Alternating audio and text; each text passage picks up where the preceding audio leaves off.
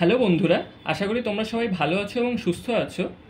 আমাদের দৈনন্দিন জীবনে আমাদের নানান টাইমেই ব্যাংকে টাকা জমা দেওয়ার জন্য ডিপোজিট ফর্ম ফিল আপ করতে হয়। তাই আজকে একটি ব্যাংক অফ বরোদার ডিপোজিট স্লিপ কিভাবে ফিল আপ করতে হয় সেটা নিয়ে আজকে একটি ভিডিও বানালাম। আমি জানি অনেকেই তোমরা জানো, কিন্তু যারা নতুন, যারা প্রথম টাকা জমা দিতে ব্যাংকে যাচ্ছে, তাদের যাতে কোনো রকম অসুবিধা না হয়, তাই তাদের জন্যই এই ভিডিওটা রইল। আচ্ছা, ভালো করে এই ফর্মটি দেখো। এই ফর্মটি দুটো পার্ট আছে।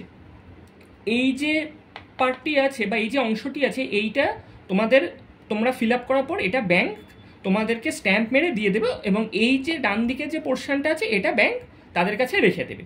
ঠিক আছে, তাহলে আমরা এবার দেখে নিই আমরা এবার কী করে এই ফর্মটি ফিল আপ করবো। দেখো, এখানে ব্যাংকের নাম আছে ব্যাংক অফ বরোদা, এবং এখানে দেখো লেখা আছে কমন ডিপোজিট স্লিপ। আচ্ছা, এবার ডেট ধরো আমি 12 জুন 2024 টাকাটা জমা দেবো। তাহলে আমি এখানে লিখি 12/6/2024। ডিপোজিটেড ইন ব্রাঞ্চ, আমার ব্যাংক অফ বরোদার অ্যাকাউন্ট হচ্ছে গিয়ে তোমার আছে ব্যারাকপুরে, তাহলে আমি এটা মেনশন করি ব্যারাকপুর।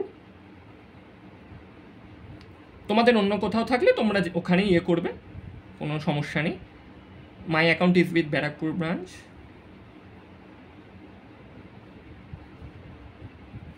আচ্ছা, ফুল নেম এখানে তোমাদের যার যার নামে অ্যাকাউন্ট হোল্ডার যার নাম আছে তার নামটা লিখে দেবে। এখানে আমি একটা এক্সাম্পল নিয়ে লিখে দিচ্ছি ABC রয়। এখানে তোমাদের ব্যাংকের পাসবুকেই প্রথমেই দেখে নেবে যে অ্যাকাউন্ট নাম্বার দেওয়া আছে, সেই অ্যাকাউন্ট নাম্বারটা এখানে তোমরা দিয়ে দেবে।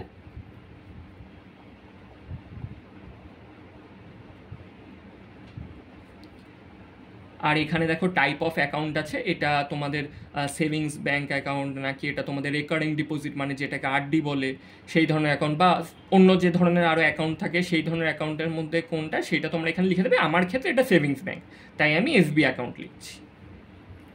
আচ্ছা, এবার হচ্ছে কত টাকা আমি জমা দেবো। আমি যেমন দেবো হচ্ছে 40,000 টাকা জমা, তাহলে আমি লিখি 40,000।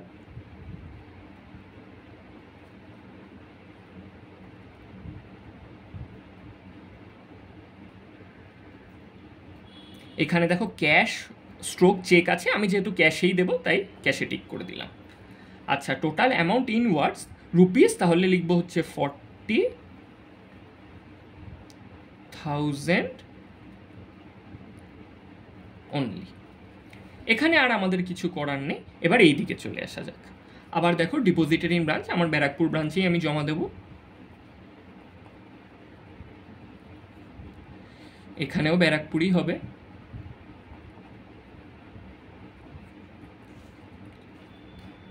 ডেটটা হচ্ছে গিয়ে 12 তারিখ। ফুল নেম হচ্ছে ABC রয়। আচ্ছা, অ্যাকাউন্ট নাম্বার, এই অ্যাকাউন্ট নাম্বারটা যেখানে এখানে দিয়েছে ওই অ্যাকাউন্ট নাম্বারটাই দেবে।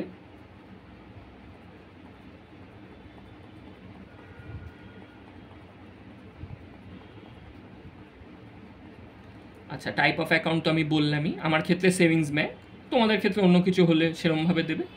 আচ্ছা, এবার হচ্ছে আমি ক্যাশ ডিপোজিট করব, তা এখানে দুটোই আছে, ক্যাশ ডিপোজিট আছে, চেক ডিপোজিটও আছে। যাক, আমি ক্যাশ ডিপোজিট করছি বলে আমি আগে ক্যাশ ডিপোজিটটা নিয়ে একটু বলি। সেটা হচ্ছে আমি 80টা 500 টাকা দেবো, মানে 40,000 তো, তাই 80টা 500 টাকা দেবো।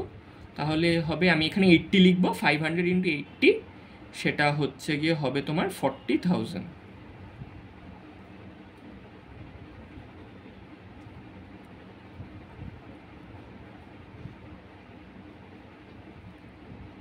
আর এখানে দেখো এবার চেক ডিপোজিটের কথায় আছে। এবার যে ব্যাংকের চেক দেবে সেটা অন্য ব্যাংকও হতে পারে, বা ব্যাংক অফ বরোদারও কোনো চেক হতে পারে, হয়তো অন্য কোনো অ্যাকাউন্ট থেকে টাকাটা এখানে যাবে। তো সেক্ষেত্রে সেই ব্যাংকের নাম, ব্রাঞ্চ, চেক নাম্বার, আশা করি তোমরা জানো যে নিচে চেক নাম্বার দেওয়া থাকে, এবং ডেট, এইটা এখানে মেনশন করে দিয়ে সেখানে রুপিসটা লিখে দিলে একই জিনিস হবে, কোনো তফাৎ নেই। ঠিক আছে। আচ্ছা, আর রইল হচ্ছে টোটাল অ্যামাউন্ট ইন ওয়ার্ডস, এটা ওই 40,000 অনলি।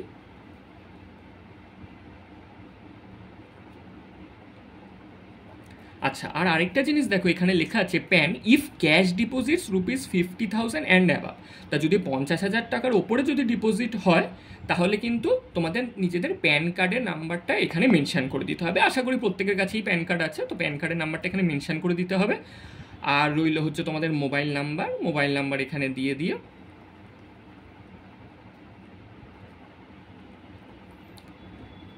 আর এখানে হচ্ছে তোমাদের সিগনেচার অফ ডিপোজিট, তোমাদের যে আছে যে ডিপোজিট করছে তার এটা দিয়ে দাও। তো হ্যাঁ, এই অবধি ফর্মটা ফিল আপ করতে হবে, এর বেশি আর এখানে কিছু করার নেই। এবার বাকিটা ব্যাংকে যারা আছে কর্মচারী তারাই বাকিটা বুঝে নেবে, আর যদি এরপরেও কিছু লাগে তাহলে সেটা ওরাই তোমাদের গাইড করে দেবে, কোনো চিন্তার ব্যাপার নেই।